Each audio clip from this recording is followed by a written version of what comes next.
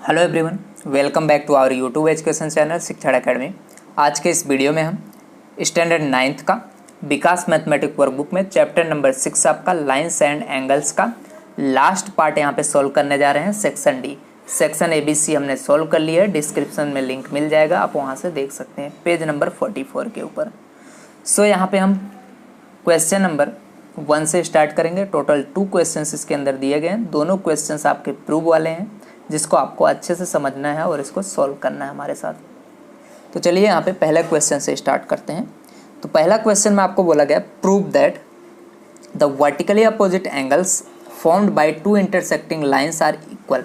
2 intersecting line से अगर यहाँ पे वर्टिकली अपोजिट एंगल जो फॉर्म होता है वो कैसे होते हैं, इक्वल होते हैं, ये आपको यहाँ पे बताना है।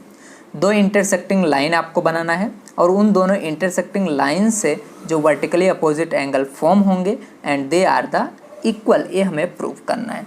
तो सबसे पहले यहाँ पे हम फिगर बना लेते हैं, then given to prove and proof लिखेंगे यहाँ पे। तो सबसे पहले आपको यहाँ पे 2 इंटरसेक्टिंग लाइन ड्रॉ करना पड़ेगा।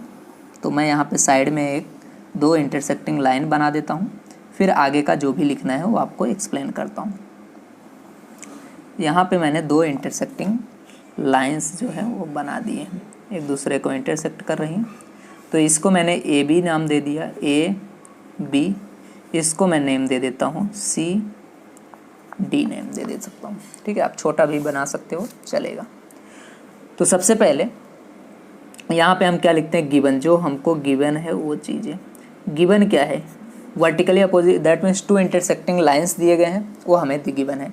तो हम क्या लिखेंगे यहाँ पे, लाइंस AB, लाइंस क्या है, AB and CD, lines AB and CD, ये दोनों कैसे कर रहे हैं, इंटरसेक्ट कर रहे हैं, इंटरसेक्ट, ठीक है। इंटरसेक्ट किस पे इंटरसेक्ट कर रहे हैं, कोई एक नाम दे दो, सपोज O पे कर रहे हैं। इंटरसेक्ट ईच अदर, एक दूसरे को, each other at point O, एक पॉइंट O पे इंटरसेक्ट कर रहे हैं, ओके। तो प्रूफ क्या करना है, टू प्रूव। तो देखो ये जो वर्टिकली अपोजिट एंगल, मतलब ए वाला इसके इक्वल, ए वाला इसके इक्वल, ये हमें प्रूव करना है। तो मतलब AOC is equal to BOD। तो angle AOC is equal to angle BOD। And दूसरा एंगल क्या प्रूव करना था, एंगल देखो AOD, angle AOD is equal to angle BOC, angle BOC, ये हमें प्रूव करना है। चलिए तो यहाँ पे प्रूफ पे लिखते हैं, प्रूफ, ठीक है। तो यहाँ पे हम आगे लिखेंगे। तो देखो सबसे पहले यहाँ पे सिंपल सा है। तो ये जो रे OA है, अगर हम सिर्फ इस रे OA की बात करें तो ये क्या कर रहा है, CD पे स्टैंड है। मतलब ये क्या होगा, लीनियर पेयर बन जाएगा और इन दोनों का सम जो होगा, ए वाले और ए वाले एंगल का 180 डिग्री आएगा। तो रे क्या लिख सकते हो, OA stands on line CD के ऊपर। So angle AOC plus AOD is equal to 180 degree. क्यों ऐसा है, क्योंकि लीनियर पेयर है, लीनियर पेयर बन जाएगा, इसके लिए 180 डिग्री आएगा, ठीक है। तो यहाँ पे ये हो गया। अब इसको इक्वेशन 1 बोल देता हूँ। अब जो रे, अब दूसरी तरफ अगर हम देखें, रे OD जो है, ये जो है रे OD, ये क्या है, इसके ऊपर स्टैंड है, AB के ऊपर। रे आपका OD स्टैंड्स ऑन लाइन क्या है, AB।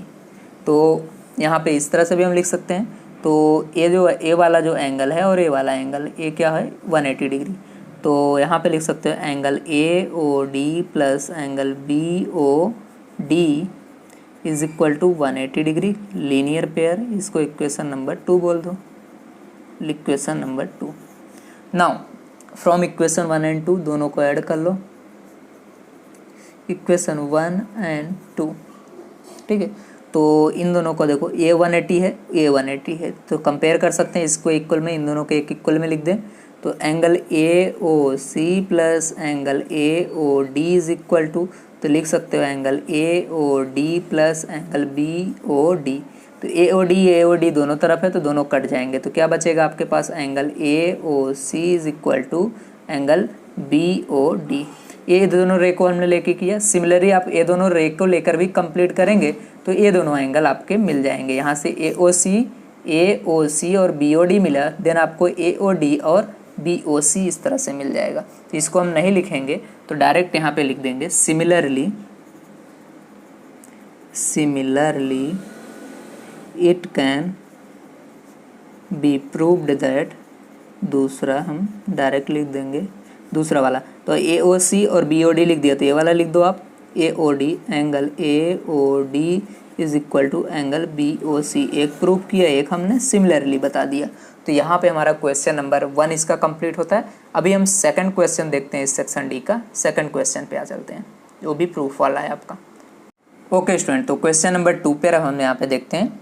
क्वेश्चन नंबर 2 में बोला गया prove that the sum of all the 3 angles of triangle is 180 degree. हमको पता है 3 एंगल का सम जो ट्रायंगल में होते हैं उनका सम 180 डिग्री होता है, बट कैसे होता है ये आपको यहाँ पे प्रूव करके बताना है। तो इसके लिए हम एक डायग्राम बनाएंगे और उस डायग्राम के ऊपर से इसको हम समझेंगे किस तरह से हम इसको प्रूव करना है। तो सबसे पहले यहाँ पे एक डायग्राम बना देता हूँ और इस डायग्राम के बेस पे हम इस सम को करेंगे। तो मैंने यहाँ से एक ट्रायंगल बनाना है, ठीक है। तो इधर से मैं इस तरह से एक छोटा सा ट्रायंगल बना देता हूँ जिसमें आपको क्लियरली समझ में आ जाएगा। तो ये मेरा ट्रायंगल हो गया और इसको नेमिंग कर देंगे। नेमिंग करने के बाद यहाँ पे एंगल यहाँ पे बता देंगे जिससे आपको इजीली पता चले कौन सी चीज़ें किस तरह से लिखी गई हैं। तो यहाँ पे मेरा ट्रायंगल ये रेडी हो गया है। तो यहाँ पे मैंने एक इसके ऊपर लाइन ड्रॉ कर दिया है एक्स एंड इसको वाई दे देता हूँ और ये मेरा ABC नाम का ट्रायंगल है। और यहाँ पे एंगल मैं बता देता हूँ, ये मेरा एंगल 1 हो जाता है, इजी के लिए 1 2 3 लिख देते हैं। और ये दोनों एंगल जो फॉर्म होंगे, एक को 4 दे देता हूँ और एक को 5 बोल देता हूँ मैं। अब इजी हो जाएगा।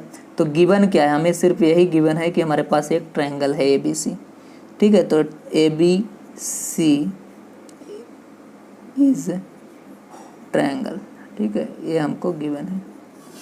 देन टू प्रूव क्या करना है, प्रूव यही करना है कि जो तीनों एंगल है, मतलब एंगल ABC जो है ये 180 डिग्री आते हैं, ये हमें प्रूव करना है। Angle A plus angle B plus angle C is equal to 180 degree, ये हमें प्रूफ करना है। तो चलिए प्रूफ करते हैं अब यहाँ पे। तो प्रूफ में क्या लिखेंगे, तो देखो हम A पे एक लाइन यहाँ पे जनरेट करेंगे XY, ठीक है। तो ये जनरेट कर लेंगे, पहले तो हमें ट्रायंगल ही होता था तो इस पर हम जनरेट कर लेंगे यहाँ पे। तो पहले से जनरेट किया हूँ। Through a draw line XY which is, ये जो पैरेलल होना चाहिए BC के, which is parallel to BC is equal to EF, ठीक है। यहाँ पे सॉरी BC ओनली आएगा, BC आपका हो गया है। अब हमें क्या करना है इसके अंदर, अब आपको सिर्फ इसके अंदर यही बताना है कौन सा किसके पैरेलल है, और पैरेलल होगा तो ट्रांसवर्सल एंगल यहाँ पे बताना है।